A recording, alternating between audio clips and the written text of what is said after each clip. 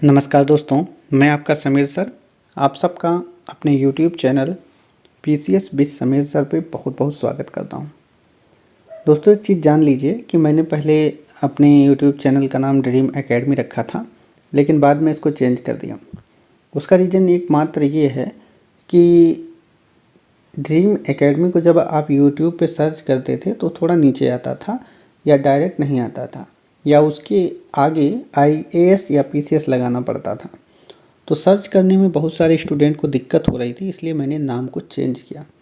तो अब मैंने जो नया नाम रखा है, अपने नाम पे रखा है PCS विद समीर सर के साथ आप पढ़िए।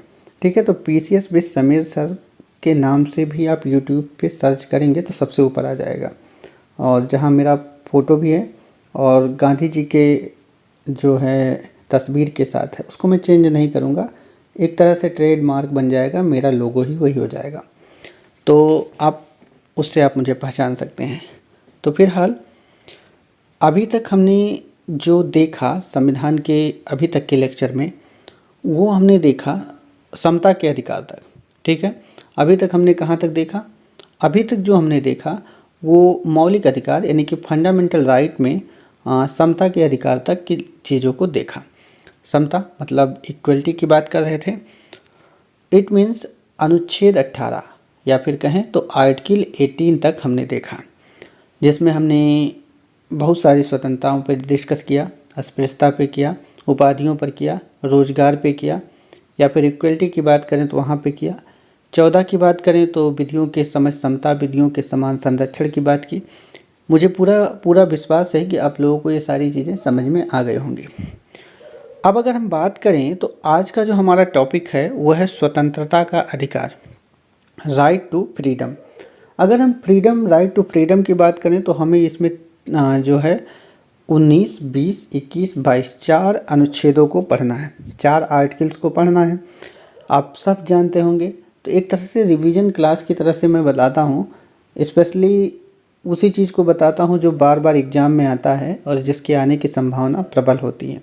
आप एक चीज़ मान के चलिए, अगर आपने हमारे सारे लेक्चर को अच्छे से फॉलो किया तो आपको बहुत सारा बेनिफिट होगा, और पॉलिटी के सेक्शन का सवाल गलत नहीं होगा। बाद में हम और सेक्शन को भी कराएंगे। जैसे अभी आपने सुना होगा कि यूपी PCS का सिलेबस चेंज हो रहा है। सिलेबस चेंज में ऑप्शनल हट रहा है, तो उसकी जगह पे वो यूपी स्पेशल ला रहे हैं। तो यूपी स्पेशल लाने का जो है एक फ़ायदा आपको ये होगा कि जब आप मेंस के लिए यूपी स्पेशल को पढ़ेंगे तो आपका प्रीलिम्स का यूपी स्पेशल तैयार हो जाएगा। अभी तक बहुत सारे स्टूडेंट करते क्या थे कि यूपी स्पेशल पे इतना ध्यान नहीं देते थे, और प्रीलिम्स में लगभग 10 से 12 क्वेश्चन या 15 क्वेश्चन आता है यूपी स्पेशल से। तो जब आप अगर मेंस की चीज़ों को पढ़ेंगे तो निश्चित रूप से वो 10-12 क्वेश्चन भी तैयार हो जाएगा। तो मैं क्या करूँगा, संविधान का जब लेक्चर हमारा 7-8 लेक्चर और हो जाएगा, तो उसके बाद में हम यूपी स्पेशल का एक अलग लेक्चर लेके आएंगे साथ में। जब तक भी संविधान चलता रहे, मुश्किल से 18-20 लेक्चर में समाप्त हो जाएगा, तो उधर हम यूपी स्पेशल भी तैयार कर लेंगे। तो धीरे धीरे करके हम लोग एग्ज़ाम से पहले बहुत सारा चीज़ रिवीजन कर लेंगे। और सबसे पहले हम छोटे छोटे जो सब्जेक्ट हैं, जैसे पॉलिटी हुआ, पॉलिटी मतलब संविधान से ही सवाल आते हैं। इकोनॉमिक्स हुआ, इसके अलावा कुछ और सवाल आते हैं एनवायरनमेंट से, या साइंस के कुछ सेक्टर से सवाल आते हैं। वो सारी चीज़ें हम पहले कर लेंगे, तब हम बड़े सब्जेक्ट यानी कि हिस्ट्री और ज्योग्राफी की तरफ जाएंगे। तो फिलहाल अभी तक चैनल को सब्सक्राइब नहीं किया हो तो कर लीजिए। रीज़न क्या है कि इस पर आपको सारी चीज़ें मिलेंगी, और यकीन मानिए कि अगर आपने सारी चीज़ों को फॉलो किया और प्रीवियस ईयर क्वेश्चन इसके साथ किया और हमारे बताए गए चीज़ों के अनुसार आपने पढ़ा, तो आपको बहुत सारा बेनिफिट होने वाला है। तो फिलहाल आज का जो हमारा टॉपिक है वो है स्वतंत्रता का अधिकार, राइट टू फ्रीडम। किस आर्टिकल से किस आर्टिकल के बीच है? आर्टिकल 19 से लेकर के 22 तक, मतलब 19, 20, 21, 22 4 आर्टिकल की बात करेंगे। तो हम सीधे आर्टिकल को देखते हैं सबसे पहले। तो देखिए, अनुच्छेद जो 19(1) है, ये 6 मूलभूत स्वतंत्रताएं देता है। कितनी? 6 में कौन कौन? पहले 7 देता था, लेकिन संपत्ति का अधिकार यहाँ भी हटा दिया गया, उसको बताएंगे बाद में। फिलहाल अभी जो वर्तमान में जो हमारा संविधान है उसमें अनुच्छेद 19(1) जो है 6 मूलभूत स्वतंत्रताएं देता है। इसके अलावा भी कुछ और चीज़ें हैं जैसे प्रेस की स्वतंत्रता वगैरह, उसको हम आगे डिस्कस करेंगे, लेकिन अभी मूलभूत जो संविधान में चीज़ें हैं उसको डिस्कस कर रहे हैं। तो देखिए, अगर हम ए की बात करें, का 19(1) का के रूप में हिंदी में पढ़ रहे हैं तो का खा लिख रहे हैं, इंग्लिश में ABCD करके है, ठीक है। तो का वाक एवं अभिव्यक्ति की स्वतंत्रता देता है। वाक एवं अभिव्यक्ति की स्वतंत्रता मतलब आपको बोलने की और अपने विचार को प्रकट करने की स्वतंत्रता है। लेकिन एक चीज़ याद रखिएगा, ये सब स्वतंत्रताएं जितनी भी हम पढ़ाएंगे, ये ऐसा नहीं है कि ये अपने आप में सुपीरियर है, इस पर भी प्रतिबंध लगाया जा सकता है जिसको हम आगे बताएंगे। तो ये मान के चलिएगा, वाक एवं अभिव्यक्ति की स्वतंत्रता उतना कि दूसरे के वाक एवं अभिव्यक्ति की स्वतंत्रता का हनन ना होने पाए, किसी का अपमान ना होने पाए। मतलब आपको जो है कुछ दायरे में रह करके वाक एवं अभिव्यक्ति की स्वतंत्रता का अधिकार है। ये चीज़ आप समझ गए होंगे। अब अगर हम बात करें खा की शांतिपूर्ण एवं निरायुध सम्मेलन की स्वतंत्रता, मतलब ये कहता है सम्मेलन करो, सम्मेलन की स्वतंत्रता है, लेकिन वो शांतिपूर्ण होना चाहिए, और निरायुध मतलब बिना किसी युद्ध के या फिर बिना किसी हथियार के होना चाहिए। इसके अलावा तीसरा है इसमें गा 19(1) गा या फिर सी कह लीजिए, संगठन या संघ बनाने की स्वतंत्रता। तो भारत के प्रत्येक नागरिक को संगठन या संघ बनाने की स्वतंत्रता है। घा यानी कि ABCD, डी का नंबर है भारत के राज्य क्षेत्र में आबाद संचरण की स्वतंत्रता, कि आप पूरे भारत में कहीं भी घूम सकते हैं, आपके पास ये स्वतंत्रता है, आपको कोई टोकेगा नहीं आके कि भाई आप यहाँ के हैं, जैसे आप यूपी के हैं तो आप जाके अंडमान निकोबार में क्यों घूम रहे हैं, आप जाके तमिलनाडु में क्यों घूम रहे हैं, या आप जम्मू कश्मीर में क्यों घूम रहे हैं। आप भारत के नागरिक हैं और आपको ये अधिकार है कि आप दुनिया मतलब इंडिया के किसी भी कोने में घूम सकते हैं, ठीक है। इसके अलावा अंगा की बात करें, मतलब इंग्लिश में अगर बात करें तो अनुच्छेद 19(1) या अंगा की बात करें तो इसमें भारत के राज्य क्षेत्र के किसी भी भाग में निवास करने या बस जाने की स्वतंत्रता है। मतलब आप कहीं पे भी अपना ज़मीन खरीदें, अभी तक तो जम्मू कश्मीर में रोक था, लेकिन अब वो भी नहीं है क्योंकि अनुच्छेद 370 और 35 से हट गया है। आप वहाँ भी अपना मकान बना सकते हैं, वहाँ बस सकते हैं, रह सकते हैं, आपको कोई रोकने वाला नहीं है। आप चाहे जहाँ पे इंडिया के किसी भी कोने में रहिए, ठीक है। इसके अलावा चा को मतलब यफ को हटा दिया गया था, इसको आगे बताएंगे। छा की बात करते हैं, ठीक है। जी की कोई वृत्ति, आजीविका, व्यापार एवं कारोबार की स्वतंत्रता। आप भारत के नागरिक हैं, कोई भी वृत्ति, कोई भी आजीविका, कोई भी व्यापार या कोई भी कारोबार कर सकते हैं, आपको कोई रोकने वाला नहीं है। अब अगर मैं बात करूं, अनुच्छेद 19(1) में कुल 7 स्वतंत्रताएँ थी। मूल रूप से इसमें कुल कितनी स्वतंत्रताएँ थी? 7। लेकिन 19(1) चा, जिसे आप अभी हमने बताया, अनुच्छेद 19(1) चा में उपबंधित संपत्ति के अर्जन, धारण, व्ययन के अधिकार की स्वतंत्रता को 44वें संविधान संशोधन 1978 कब हुआ था? 1978 द्वारा निर्धारित कर दिया। और मैंने इसके पहले लेक्चर में बताया था कि संपत्ति का जो अधिकार है अब एक लीगल राइट है, एक कानूनी अधिकार है, जो किस अनुच्छेद में है? अनुच्छेद 300A में है, ठीक है। यहाँ तक आप समझ गए होंगे। अब अगर मैं बात करूँ अनुच्छेद 19 द्वारा दिया गया जो अधिकार है, मौलिक अधिकार यानी कि फंडामेंटल राइट, ये केवल भारतीय नागरिकों के लिए। मैंने कल ही बताया लेक्चर में कि जो 19 जो भारत के नागरिक हैं उनको कुछ अधिकार मिले हुए हैं स्पेशल, जो केवल भारतीय नागरिकों के लिए हैं, जिसमें अनुच्छेद 15, 16, 19, 29 और 30 है, ये 5, ठीक है। यह किसी विदेशी नागरिक के लिए नहीं आता है। तो आप देखते होंगे कई बार सवाल पूछा है कि निम्नलिखित में से कौन केवल भारत के नागरिक को है, या कोई ब्रिटेन से आकर के या कोई किसी और देश से आकर के भारत में किस चीज़ पर उसमें ऑप्शन दे देता है कि क्या नहीं कर सकता। तो उसमें मान लीजिए वाक एवं अभिव्यक्ति की स्वतंत्रता, तो वो वाक एवं अभिव्यक्ति की स्वतंत्रता किसी विदेशी को थोड़ी ना मिलेगा कि वो आए और चाइना से और कहे कि भाई हमें वाक एवं अभिव्यक्ति की स्वतंत्रता है, ऐसा नहीं है। वो केवल भारत के नागरिक को है, ठीक है। अब अगर बात करें नागरिकों के अंतर्गत केवल प्राकृतिक व्यक्ति हैं। कैसे हैं? केवल नेचुरल व्यक्ति, प्राकृतिक व्यक्ति हैं, ठीक है। प्राकृतिक व्यक्ति मतलब जैसे हम लोग हैं। अब अगर बात करें अनुच्छेद 19 के 2 भाग हैं। अनुच्छेद 19 के कितने भाग हैं? 2 भाग हैं। अनुच्छेद 19 एक का से लेके छा तक में मूलाधिकारों का वर्णन है और अनुच्छेद 19 एक के खंड 2 से लेकर 6 तक में मूल अधिकारों पर प्रतिबंध यानी कि रिस्ट्रिक्शन की बात भी की गई है। मैंने कहा ना इस दायरे पर आप बोल सकते हैं लेकिन उसमें भी कुछ प्रतिबंध है, आप रह सकते हैं उसमें भी कोई प्रतिबंध है। कुल मिलाकर के इन सारी चीज़ों को, प्रतिबंधों को हम आगे पढ़ेंगे कि किस चीज़ में कहाँ पे क्या मतलब प्रतिबंध लगाया गया है।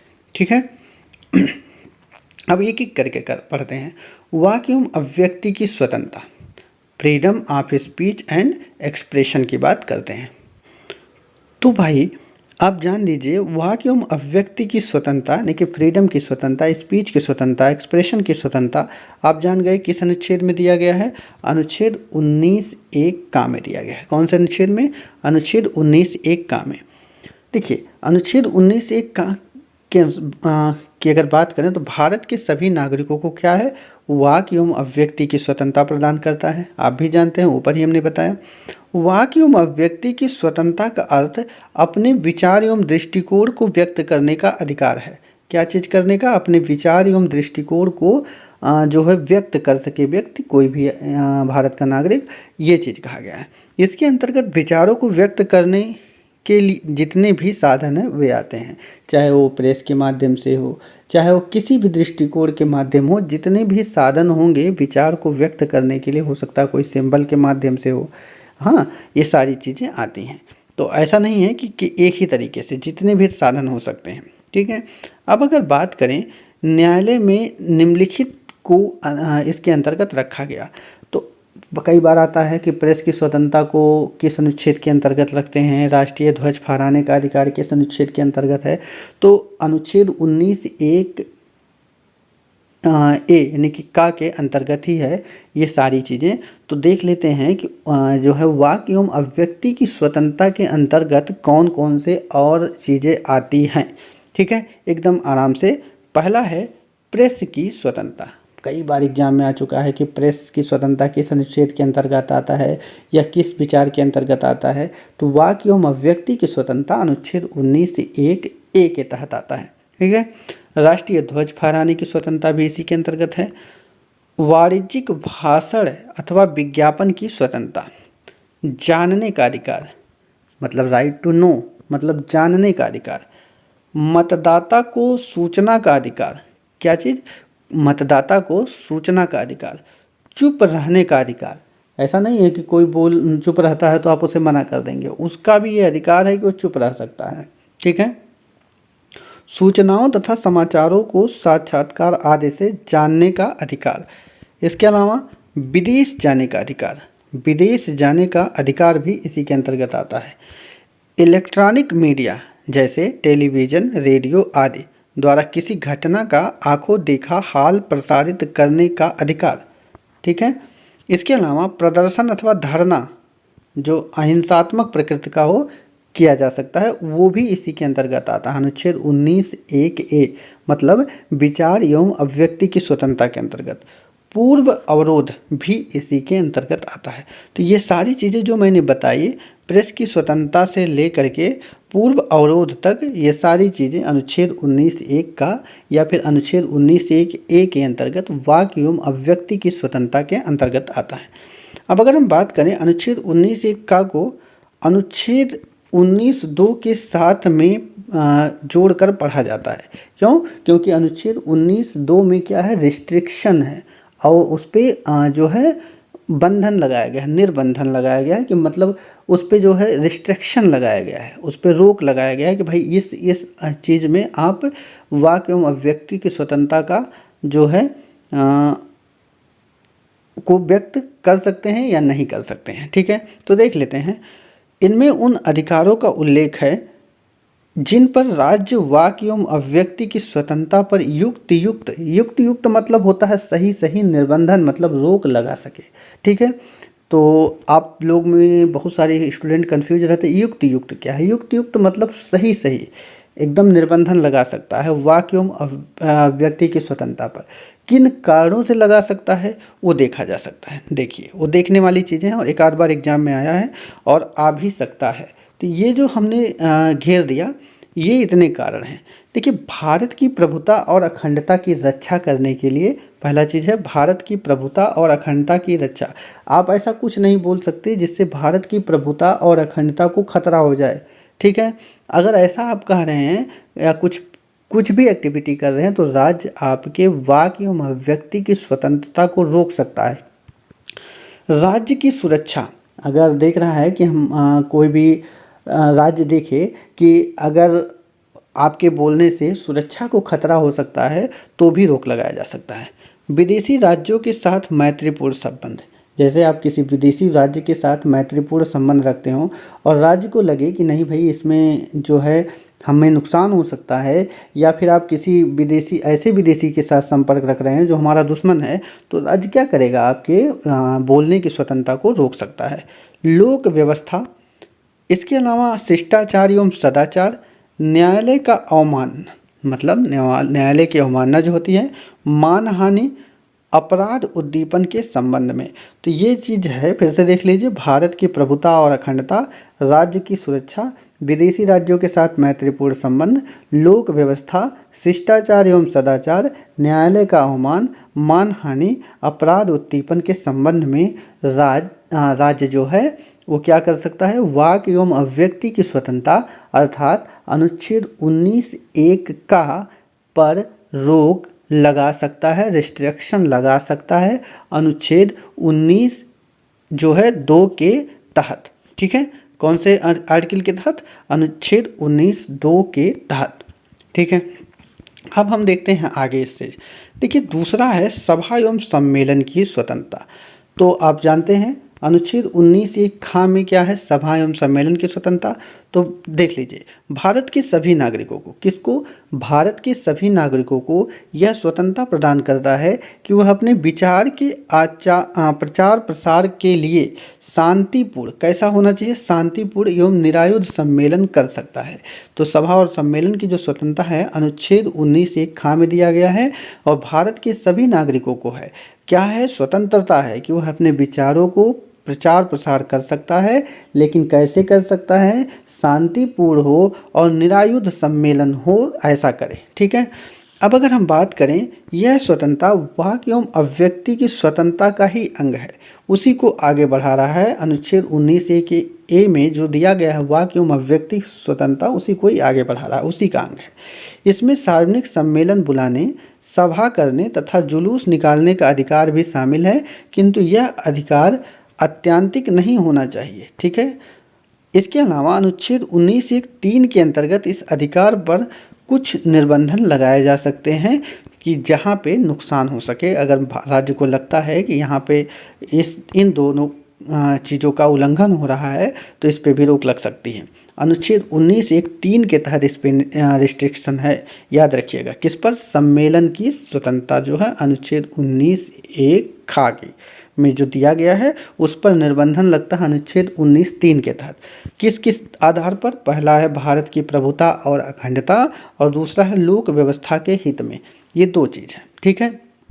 तो अब तक आपने अनुच्छेद 19(1) ख यानी कि सभा एवं सम्मेलन की स्वतंत्रता तक देखा, और उस पर रोक किस आधार पर लगाया जा सकता है, ये चीज़ आपने देखा। अब हम देखेंगे संगठन या संघ बनाने की स्वतंत्रता। संगठन या संघ बनाने की स्वतंत्रता की अगर हम बात करें तो अनुच्छेद 19(1) ग में दिया गया है, इसके बारे में किस अनुच्छेद में दिया गया है, अनुच्छेद 19(1) ग, मतलब ABC 19(1) C कह सकते हैं। तो अनुच्छेद 19(1) ग द्वारा नागरिकों को संगठन या संघ बनाने की स्वतंत्रता प्रदान की गई है। किसको प्रदान की गई है, नागरिकों को प्रदान की गई है। अनुच्छेद 19(1)(4) द्वारा इस पर निर्बंधन यानी कि रिस्ट्रिक्शन लगाया जा सकता है। तो देख लेते हैं किस आधार पर इस पर भी रोक लगा सकता है राज्य। पहला तो वही है भारत की प्रभुता और अखंडता, दूसरा है लोक व्यवस्था, और तीसरा है सदाचार के हित में। 3 आधार पर इस पर रोक लगाया जा सकता है, ठीक है। किस चीज़ पर, संगठन या संघ बनाने की स्वतंत्रता को भारत की प्रभुता एवं अखंडता, लोक व्यवस्था और सदाचार के हित में रोका जा सकता है। और ये किस में कहा गया? अनुच्छेद 19(4) में। और संघ या संगठन या संघ बनाने की जो स्वतंत्रता है अनुच्छेद 19(1) ग में दिया गया है। ठीक है, अब हम बात करते हैं संचरण की स्वतंत्रता, फ्रीडम टू मूव। इसमें क्या है? देखिए, अनुच्छेद 19(1) घ में दिया गया है, समस्त भारतीय नागरिकों को भारत में आवास संचरण की स्वतंत्रता प्रदान की गई है इस अनुच्छेद के तहत। किसके तहत? अनुच्छेद 19(1) घ के तहत। तो संचरण मतलब कहीं भी घूम सकता है भारत में। इस प्रकार संपूर्ण भारत के नागरिक जो हैं उन नागरिकों के लिए एक इकाई है। पूरा भारत जो है, भारत के जितने भी लोग हैं उनके लिए एक यूनिट की तरह है। और इस पर जो है संचरण की स्वतंत्रता पर रोक किस आधार पर लगता है? अनुच्छेद 19(5) के आधार पर। पहला है साधारण जनता के हित में, और दूसरा है किसी अनुसूचित जनजाति के हितों के संरक्षण के लिए। ये दो आधार पर इस पे रोक लगाई जा सकती है। किस पर? संचरण की स्वतंत्रता पर, फ्रीडम टू मूव पर। ठीक है, अब आगे आते हैं पांचवा, निवास की स्वतंत्रता। तो निवास की स्वतंत्रता की हम बात करेंगे तो इसमें देखिए अनुच्छेद 19(1) अंगा के आधार पर जो है ये जो निवास की स्वतंत्रता किस आर्टिकल में है? अनुच्छेद 19(1) अंगा। ठीक है, इसके द्वारा नागरिकों को भारतीय राज्य क्षेत्र में कहीं भी निवास करने या बस जाने की स्वतंत्रता है, कि भारत के किसी भी स्टेट में किसी भी जगह पर रह सकता है या बस सकता है। और इस पर अनुच्छेद 19(5)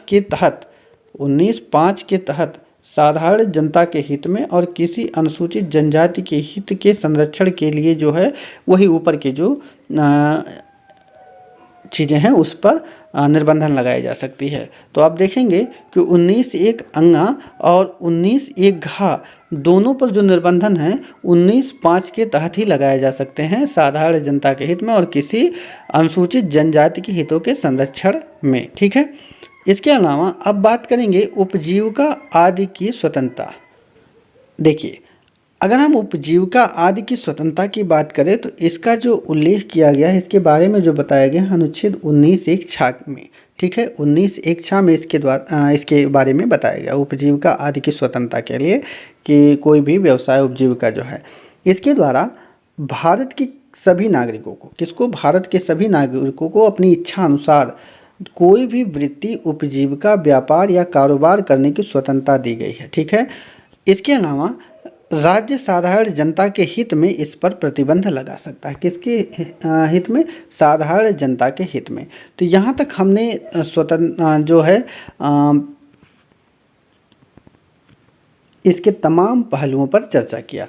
ठीक है, तो अभी तक हमने अनुच्छेद 19 के तमाम पहलुओं पर चर्चा किया, उसमें दी गई बातों को जाना और जाना कि किस किस आधार पर राज्य उन चीज़ों पर रोक लगा सकते हैं। क्योंकि आप देखते होंगे कि अक्सर न्यूज़ में या हर जगह है ये डिस्कशन रहता है कि हमें ये चीज़ चाहिए, फ्रीडम टू स्पीच चाहिए, या जाने की या बसने की स्वतंत्रता चाहिए, दुनिया भर की चीज़ें। लेकिन उसमें ये भी है कि राज्य को कोई चीज़ खतरा लगता है, जो रिस्ट्रिक्शन दिए गए हैं उसके आधार पर, तो उस पर रोक भी लगा सकता है। ठीक है, अब हम बात करेंगे दोष सिद्धि के संबंध में संरक्षण। ठीक है, तो दोष सिद्धि के संबंध में संरक्षण की जहाँ तक बात है तो अनुच्छेद 20 के बारे में हम पढ़ेंगे। तो ये बहुत ही आसान चीज़ है, लेकिन बार बार एग्जाम में आने वाली चीज़ है। एकदम आराम से समझिए, क्योंकि लगातार एग्जाम में क्वेश्चन बनता है। यूपीएससी में आर्टिकल 20 से कई बार सवाल बन चुके हैं, या यूपी पीसीएस में 1-2 बार सवाल बन चुका है। तो आप लोग इसको ध्यान से देखिएगा। देखिए, अपराधों के लिए दोष सिद्धि के संबंध में जो संरक्षण प्रदान करता है वो अनुच्छेद 20 है। इसके अंतर्गत 3 प्रकार का संरक्षण प्रदान किया गया है। कितने प्रकार का? 3। पहला है कार्योत्तर विधियों का संरक्षण, जो अनुच्छेद 20(1) में दिया गया है। दूसरा है दोहरे दंड से संरक्षण, जो अनुच्छेद 20(2) में दिया गया है। तीसरा है आत्म अभिशंसन से संरक्षण। घबराए नहीं, इसके बारे में हम आगे एक एक करके डिस्कस करेंगे, इसलिए मैं अभी केवल इतना बता रहा हूँ कि कार्योत्तर विधियों से संरक्षण, दोहरे दंड से संरक्षण और आत्म अभिशंसन से संरक्षण। तो चलिए एक एक करके इसके बारे में डिस्कस करते हैं। तो देखिए, अनुच्छेद 20(1) क्या कहता है? किसी व्यक्ति को किसी अपराध के लिए तब तक दोष सिद्धि नहीं ठहराया जा सकता जब तक कि उसने कोई ऐसा कार्य नहीं किया है जो उस कार्य को करते समय लागू किसी विधि के अधीन अपराध है। कोई व्यक्ति केवल तत्समय प्रवृत्त किसी विधि का अतिक्रमण करने पर ही दोष सिद्धि किया जाएगा, अन्यथा नहीं। ठीक है। इसके अलावा लिखा है दंड को कम करने वाली विधि पूर्ववर्ती अपराधों पर लागू की जा सकती है। देखिए, अब हम समझाते हैं इस अनुच्छेद 20(1) का मतलब क्या है। तो देखिए, अनुच्छेद 20(1) का मतलब ये है कि जो भी अपराधी होगा, पहली बात तो उसे तब तक अपराधी नहीं मान लिया जाएगा जब तक कोर्ट ये डिसीजन ना दे दे कि भाई वो अपराधी है। ठीक है। दूसरा चीज़ ये होता है इसमें कि कोई अपराधी है, उसे तत्काल समय में, मतलब जिस समय वो अपराध कर रहा है उस समय जो उसकी उस अपराध के लिए दंड का प्रावधान है वही दंड मिलेगा। ऐसा नहीं है कि भविष्य में दंड को बढ़ा दिया जाए तो उसकी दंड जो है, जो उसको सज़ा मिली वो भी बढ़ जाएगी। वो घट सकता है लेकिन बढ़ नहीं सकता है। इसको एक जो है उदाहरण से समझते हैं। देखिए, सीधे सीधे उदाहरण है, माना एक व्यक्ति यक्स है, कोई भी व्यक्ति हो, अगर 1990 में एक अपराध की सज़ा, कोई अपराध करता है और उस समय उसके लिए जो सज़ा है वो उम्र कैद है, लेकिन 2 वर्ष बाद 1992 में उसी अपराध की जो सज़ा है वो बदल कर फांसी हो गई या सजाए मौत हो गई कि भाई अब उसी अपराध का जो सज़ा है वो सजाए मौत हो गई। तो ऐसा नहीं है अनुच्छेद कि उसे सजाए मौत मिलेगा, क्योंकि उसने जो अपराध किया वो 1990 में किया है और 1992 में सज़ा की जो प्रकृति है वो बढ़ गई है। तो अनुच्छेद 20(1) के तहत उसे प्रोटेक्शन मिलेगा। कैसा प्रोटेक्शन मिलेगा कि इस व्यक्ति को 1990 में जो सज़ा है वही मिलेगा। ऐसा नहीं है कि अब भैया उसको उठा के पकड़ के फांसी दे दो। ठीक है। वहीं अगर 1992 में जो कानून बना उसमें सज़ा की प्रकृति को घटा करके कहा गया कि भाई जो उम्र कैद की सज़ा है उसे जो है 2 वर्ष की सज़ा में हम बदलते हैं, तो ये चीज़ उस व्यक्ति पे लागू हो जाएगा।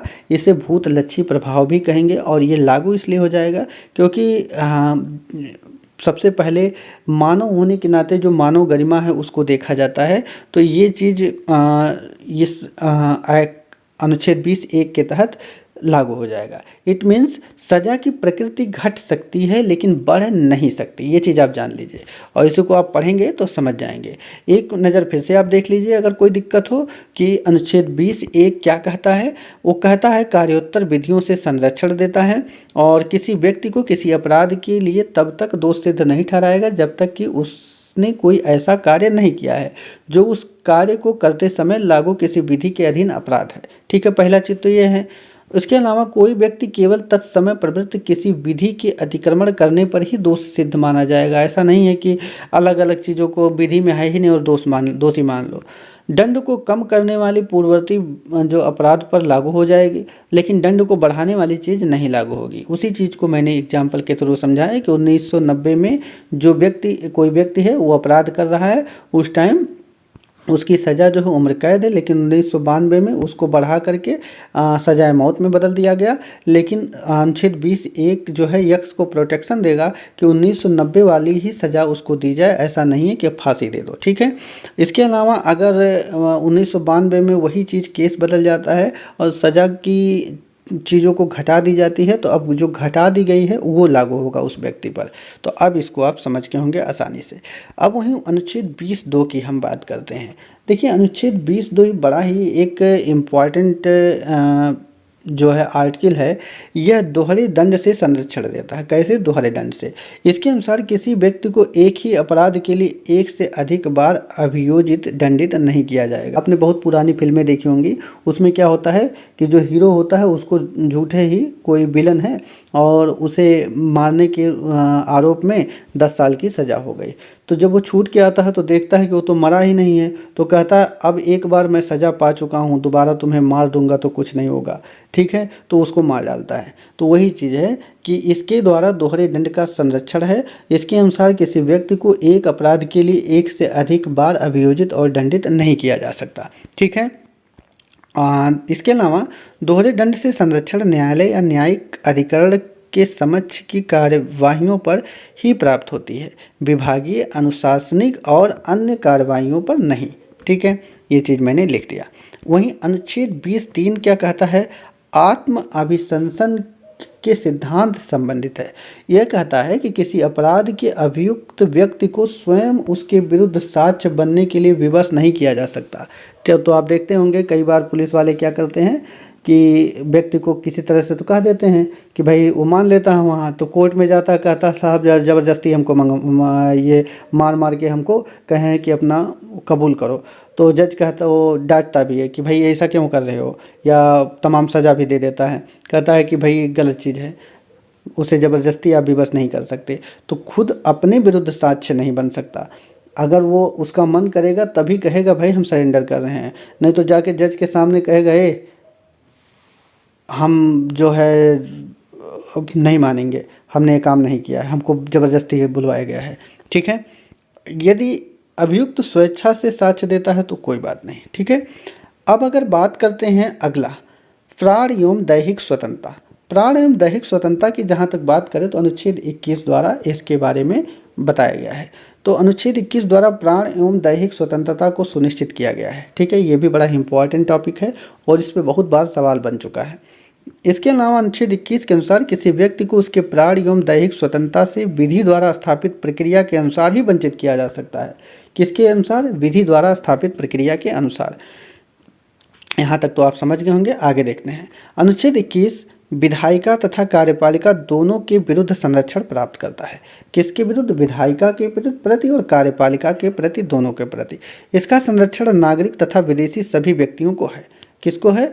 नागरिक तथा विदेशी सभी। अभी तक जो आपने देखा था 19 में क्या था कि वो केवल भारतीय के लिए था, लेकिन 20 जो है नागरिक और विदेशी सबके लिए था, और 21 भी नागरिक और विदेशी सबके लिए है।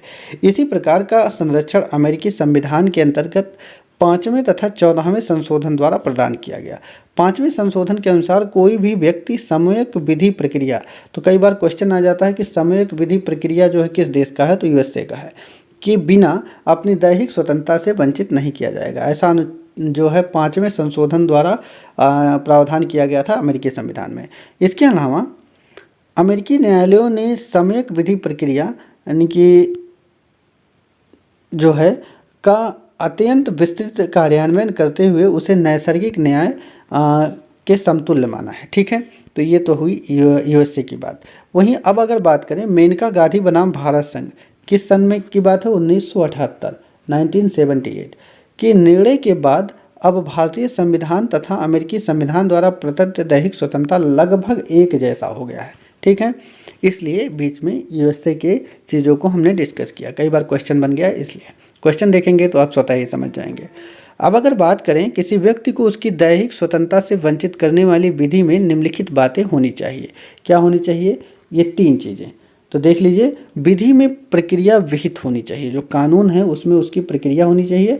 दूसरी, प्रक्रिया ऋजु, न्यायपूर्ण और युक्त होना चाहिए, मतलब सही सही होनी चाहिए, न्यायपूर्ण होनी चाहिए, और ऋजु मतलब सीधी होनी चाहिए, कि ऐसा नहीं है कि घुमा फिरा के हो। ठीक। तीसरा है विधि अनुच्छेद 14 और 19 के अनुरूप होनी चाहिए, ऐसा नहीं है कि समता और स्वतंत्रता के जो है उल्लंघन हो जाए। ठीक है, अनुच्छेद 14 और 19 के अनुरूप होनी चाहिए। इसके बाद समय समय पर कोर्ट ने, यानी कि जो सुप्रीम कोर्ट हो या हाई कोर्ट हो, उसने अनुच्छेद 21 में जो है चीज़ें शामिल करते चले गए। जैसे बहुत सारी चीज़ें, विदेश जाने का अधिकार, एकांतता का अधिकार, जीविकोपार्जन का अधिकार, सड़क पर व्यापार करना। ठीक है, अनुच्छेद 6 के अधीन ये फंडामेंटल राइट भी है। तो इसके अलावा शिक्षा पाने का अधिकार, निःशुल्क विधिक सहायता पाने का अधिकार, चिकित्सा सहायता पाने का अधिकार, आश्रय का अधिकार, निःशुल्क खाद्य सामग्री प्राप्त करने का अधिकार, प्रदूषण मुक्त जल और वायु का अधिकार, कोई महिला बच्चे पैदा कर सकती है या नहीं, ये भी इसके अंतर्गत आता है। इसके अलावा अनुच्छेद 21 का जो उल्लंघन है वो कुछ चीज़ें हैं जिस पर चीज़ें आती हैं। ठीक है, फ़ोन टेप करना, जीवन के अधिकार में मरने का अधिकार सम्मिलित नहीं है, और महिला कर्मियों का यौन उत्पीड़न, ये 3 चीज़ें हैं जो अनुच्छेद 21 का उल्लंघन भी माना जा सकता है। पहला है फ़ोन टेप करना। आप कोई भी, चाहे सरकार हो चाहे जो हो, फ़ोन टेप नहीं कर सकता। दूसरी चीज़, जीवन के अधिकार में मरने का अधिकार सम्मिलित नहीं है कि भाई आप कहो हम जीवन का अधिकार है तो हम मर जाएंगे। तो कई बार कुछ लोग जैसे मान लीजिए कोई व्यक्ति है वो सुसाइड करना चाहता है लेकिन बच गया तो भी सज़ा होगी, मर गया तो सज़ा होगी ही होगी, बच गया तो भी सज़ा होगी। वही चीज़ महिला कर्मियों का यौन उत्पीड़न भी इसमें सम्मिलित नहीं है। ठीक है, उल्लंघन अनुच्छेद किसका। अब हम शिक्षा का अधिकार देखते हैं। तो देखिए इसको बार बार क्वेश्चन आता है, लगातार आता है। प्रारंभ में सर्वोच्च न्यायालय ने मोहिनी जैन के मामले में, कौन सी केस था, मोहिनी जैन के मामले में शिक्षा के अधिकार को अनुच्छेद 21 के अंतर्गत फंडामेंटल राइट घोषित किया। किस केस में, मोहिनी जैन के मामले में। एक बार सवाल आ चुका है कि मोहिनी जैन, आप याद रखिएगा। ठीक है, अब आगे क्या हुआ, 86वां संविधान संशोधन 2002 में हुआ और अनुच्छेद 21 का के अंतर्गत, मतलब अनुच्छेद 21A के अंतर्गत शिक्षा के अधिकार को मौलिक अधिकार का दर्जा दे दिया गया। तो अभी ये फंडामेंटल राइट है और कौन से अनुच्छेद के अंतर्गत, अनुच्छेद 21A के अंतर्गत। कौन से संविधान संशोधन, 86 कॉन्स्टिट्यूशनल अमेंडमेंट जो है 2002 में इसको फंडामेंटल राइट का दर्जा यानी कि मौलिक अधिकार का दर्जा दे दिया गया। किसको, शिक्षा के अधिकार को। किसके अधिकार को, शिक्षा के अधिकार को। अब उन अनुच्छेद 21 का जो है राज्य, इसमें कहा गया है कि राज्य 6 से 14 वर्ष की आयु के सभी बालकों के लिए कैसे निःशुल्क और अनिवार्य शिक्षा उपलब्ध कराएगा। कैसा होगा, निःशुल्क होगा और अनिवार्य होगा। ये फंडामेंटल राइट है, याद रखिएगा। इस अधिकार को कई बार पूछता है कब लागू हुआ या कब प्रभावी हुआ। 1 अप्रैल 2010 से प्रभावी हुआ। ये डेट एग्जाम में कम से कम 20 बार आ चुका होगा, इसलिए याद रखिएगा। शिक्षा के अधिकार को कब प्रभावी किया गया, 1 अप्रैल 2086वें संविधान संशोधन द्वारा। ये थोड़ा सा मिसप्रिंट है, अनुच्छेद 45 की जगह एक नया अनुच्छेद जोड़ा गया। अब राज्य 6 वर्ष से कम आयु के बच्चों की देखभाल एवं शिक्षा देने की व्यवस्था करेगा। यह DPSP है। क्या है, DPSP, अतः लागू करना राज्य की जिम्मेदारी है। ठीक है, तो कुल मिलाकर के जो 45 था, पहले था 6 से 14 वर्ष तक के बच्चों के लिए, अभी क्या है 6 से कम जो आयु के बच्चे हैं उसमें कहा गया है अनुच्छेद 45 में कि राज्य क्या करेगा, 6 वर्ष से कम के जो बच्चे हैं उनको शिक्षा देने की व्यवस्था करेगा और ये राज्य की नीति निर्देशक तत्वों के अंतर्गत आते हैं। ठीक है, तो 45 जो पहले था, अभी अनुच्छेद 45 वो वाला अनुच्छेद नहीं है।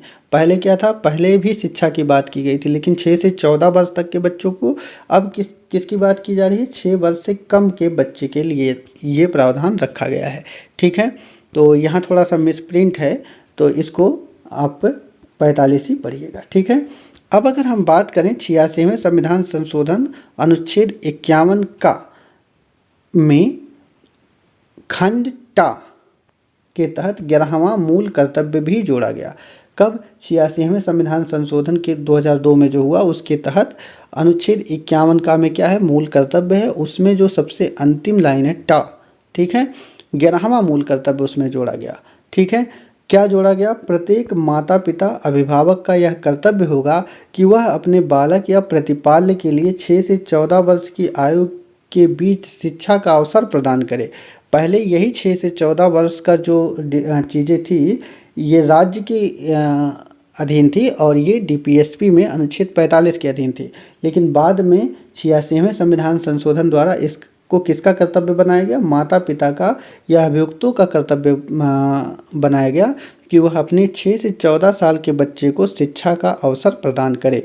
और अभी तो फंडामेंटल राइट भी है अनुच्छेद 21A के तहत कि हर व्यक्ति को राज्य क्या दे रहा है, निःशुल्क एवं अनिवार्य शिक्षा दे रहा है। ठीक है, देखिए जो गिरफ्तारी और निरोध से संरक्षण की बात अनुच्छेद 22 में की गई है, इसमें एक चीज़ जान लीजिए कि एक लंबा टॉपिक है, इसमें कम से कम 25 मिनट हमको देना पड़ेगा क्योंकि तमाम केस आएगा, इसमें रासुका आएगा, इसमें तमाम चीज़ें आएंगी, इसमें जो है कई ऐसी चीज़ें आती हैं जो एग्ज़ाम में क्वेश्चन बनता है, इसलिए अभी हम यहीं पे छोड़ेंगे। अभी तक अगर चैनल को आप सब्सक्राइब ना किए हों तो कर लीजिए।